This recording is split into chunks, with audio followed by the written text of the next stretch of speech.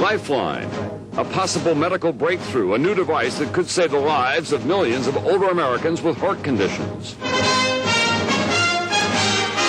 From NBC News World Headquarters in New York, this is NBC Nightly News with Tom Brokaw. Now, Lifeline. Tonight, tiny implanted devices called defibrillators. They're already used by heart patients, including Vice President Cheney. But new research presented today at the American College of Cardiology says that millions more could benefit.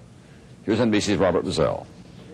Fine, so if you'd lie back down for me. Richard Batchelder remembers the first time the tiny device in his chest sent a jolt of electricity to his heart, saving his life. It was just sort of a loud noise, and I sat up in bed and saw stars in front of my eyes, and I knew then that I'd had this thing. My wife awakened and she thought it was an earthquake. It's called an implanted defibrillator, now used by 75,000 heart patients, including Vice President Cheney.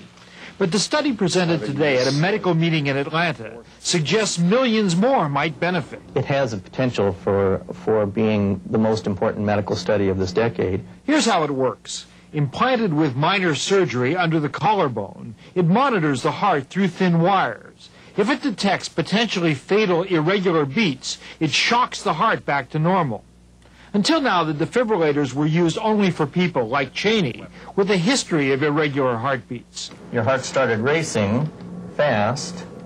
The device detected it appropriately. But the latest study examined people who simply have survived a heart attack and have weakened heart muscle as a result. We found that there was a 31% greater chance of living with the defibrillator in that group compared to the group that didn't get the defibrillator. The new study suggests the technology could help as many as 5 million Americans whose heart disease puts them at risk for potentially fatal heart arrhythmias. The big drawback?